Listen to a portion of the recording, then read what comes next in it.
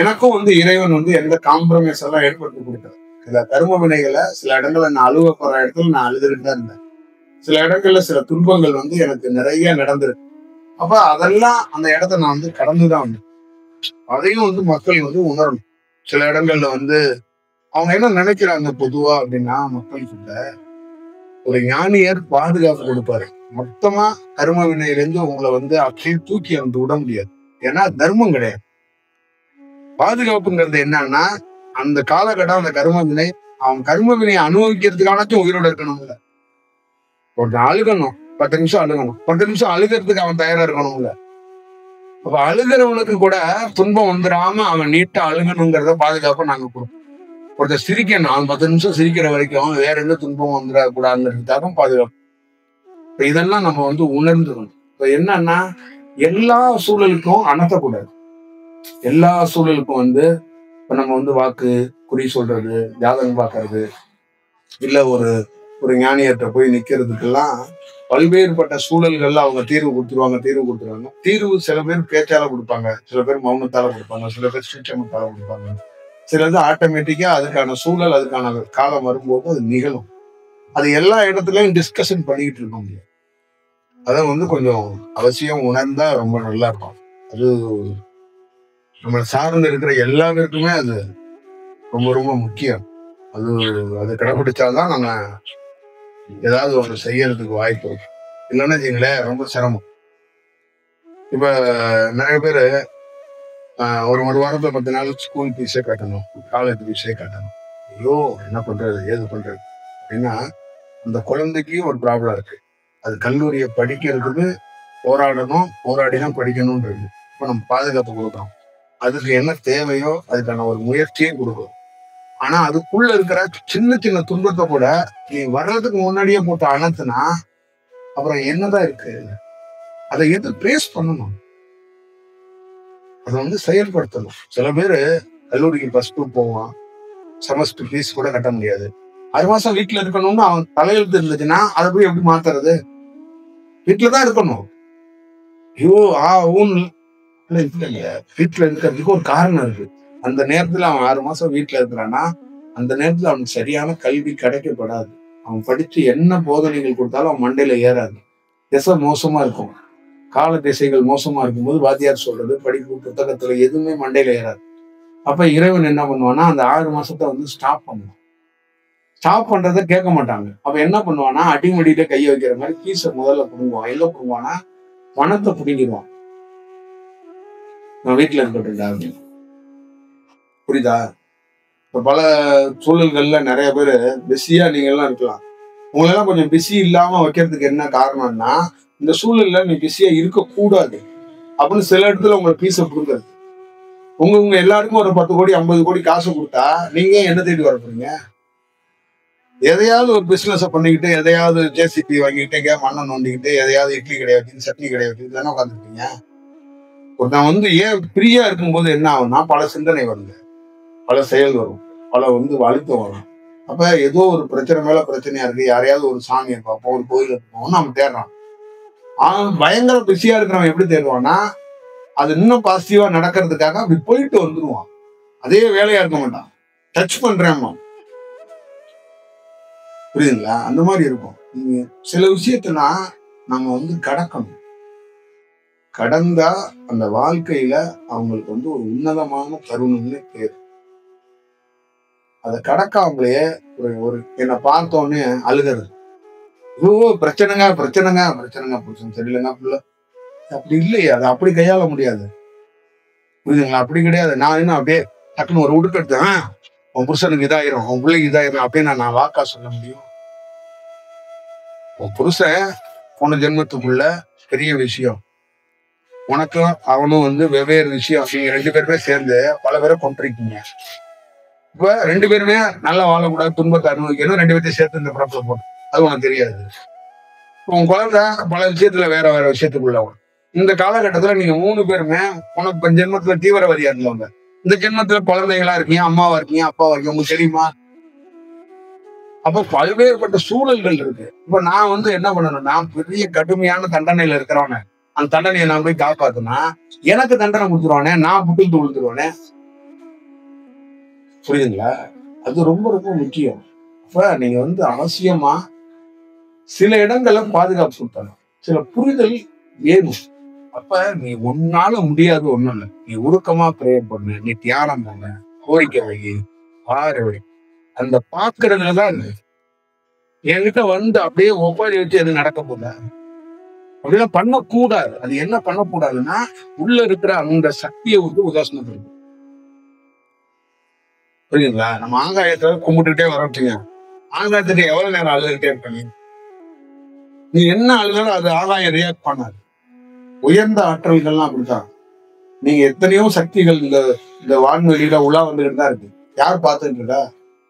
யார் பாக்குறா? யார் பார்த்துட்டு இருக்கா? கண்ணுல கடவுள் இருக்கிறாரு. கடவுளை யாராலையும் பார்க்க முடியாததுக்கு காரணம் என்ன? ஒண்ணு இருக்குல்ல. கடவுள் இல்லைன்னா பரவாயில்ல, கடவுளும் இருக்கிறார். நீங்க எப்படி இருக்கிறீங்களோ அது மாதிரி கடவுள் இருக்கிறார். ஏன் பார்க்க முடியல அப்படின்னா அது ப்ராப்ளம். ஏன் ஒருத்தன் மட்டும் பாக்குறான்னா அதுக்கும் காரணம் இருக்கு. அவன் ஏதோ ஈஸியா பார்த்தானா, இல்ல அவன் ஏதோ குறுக்கு வழி பண்ணானா, இல்ல டெய்லி சுண்டல் வச்சு கொண்டு போய் கடவுள் வாசல்ல வச்சு பாத்துட்டானா கடவுளை, இல்ல டெய்லியும் போய் அழுது அழுது ஒப்பாரி வச்சு மூக்க சிந்தி அவர் மேல போட்டு ஏதாவது எனக்கு கடவுளா காட்சி கொடுத்துருன்னு சொன்னானா? இல்லையே. பல விஷயம்.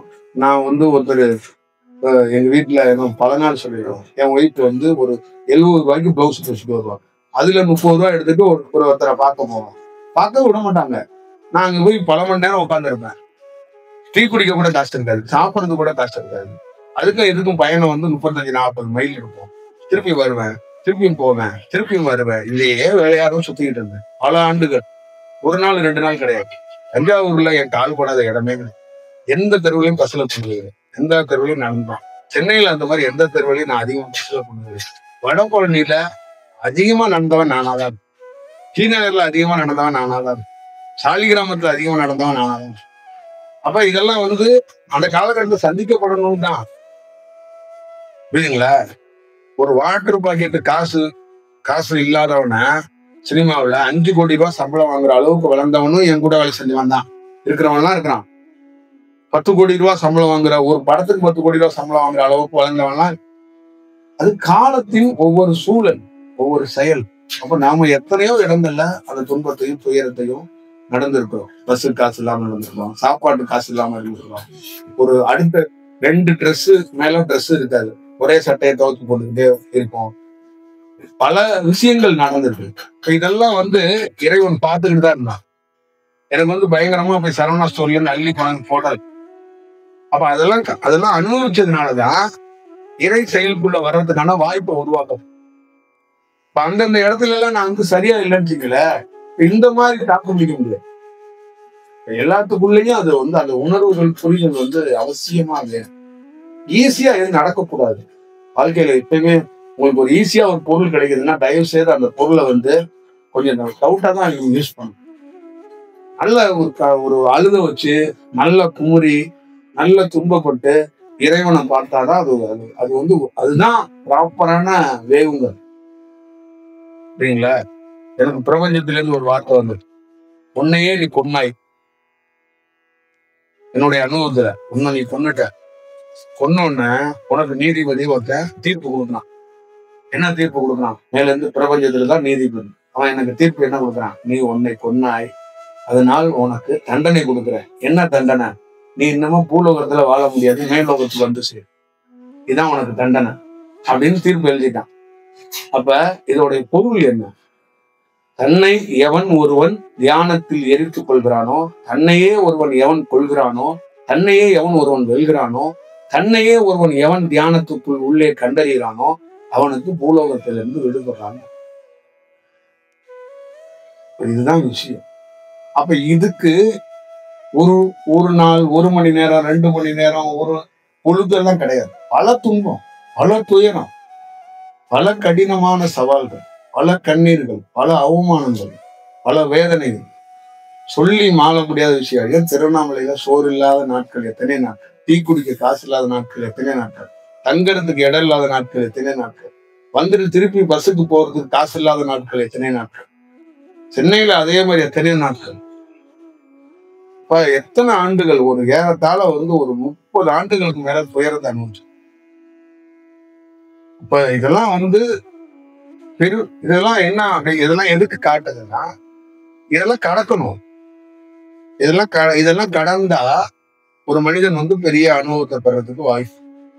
இதெல்லாம் அனுபவிக்கலன்னு வச்சுங்களேன். இப்ப நம்ம என்ன பண்ணுவோம், நிறைய பேருடைய வாழ்க்கையில நீங்க அழுக நான் என்ன பண்ணுவேன், உன்னுடைய கரும விலைய நீ அனுபவிக்க விடாம நான் உனக்கு பாதுகாப்பு போட்டேன்னா அடுத்த பிறப்புக்கு உனக்கு ஏற்பாடுதான் நடக்கும்.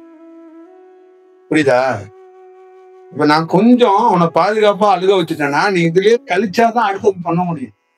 அதுக்காக கழிக்கிறதுக்கும் சும்மா சாதாரணமா இல்ல, அதுக்கான ஏற்பாடை பண்ணி தான் கொடுப்போம். இப்ப நமக்கு தியானம்னு ஒண்ணு வந்ததுக்கு முக்கியமான காரணம் நம்மளோட உள்வினையை கழிக்கப்படும். இந்த உள்வினைன்னு ஒண்ணு இருக்கு. இந்த உடலுக்குன்னு ஒரு உள்வினை இருக்கு. உள்ள உயிரா இருக்குல்ல, ஆன்மாவா இருக்குன்னு சொல்லலாம், அதுக்கு ஒரு உள்வினை இருக்கு. ரெண்டுக்குமே உள்வினை இருக்கு. அது ரெண்டையும் கரெக்ட் பண்ணணும். புரியுதா? உடல் வேற ஃபார்மேட்ல வேலை செய்யும், இந்த உயிருங்கிறது ஆன்மாங்கிறது வேற ஃபார்மேட்ல வேலை செய்யும். அதனாலதான் உலகத்துல இருக்கிற எல்லாரும் உடல் இந்த மனம் அப்படிங்கிறவன் மனிதனா வேலை செஞ்சுட்டே கிடக்கு. இந்த ஆன்மா உயிருங்கிறவன் இறைத்தன்மையில சாமியாரா குருமார்களா போதனைகள் சொல்லிட்டாங்க. புரியுதா? இதெல்லாம் ஒண்ணுக்கு ஒத்துக்காது. புரியுதா? திருவண்ணாமலையில அப்ப கூட நம்ம அதை நிறைய நம்ம சொல்லியிருந்தோம். அவர் உடல்ல இருந்து வேலை செய்யல, அவர் உடலை விட்டுட்டு உடலோட இருந்தாரு, ஆன்மாவில இருந்து வேலை செஞ்சாரு. வெட்ட வெளியா வேலை செய்யல, ஆன்மாவில இருந்து வேலை செஞ்சாரு. நாங்க உடலையும் தாண்டி ஆன்மாவையும் தாண்டி வெட்டவெளி தன்மையில வேலை செய்யறதுக்கான ஒரு வாய்ப்பு கிடைச்சு. அப்ப இதெல்லாம் எதை காட்டுது அப்படின்னா, ஒவ்வொரு மனிதனும் தன்னுடைய விஷயத்த கொஞ்சம் இயல்பா கடந்தானா ரொம்ப நல்லா. அது கஷ்டம், வார்த்தையா நான் சொல்லிடுறேன்னா நான் அதை அனுபவிச்சா அது ரொம்ப நல்லது.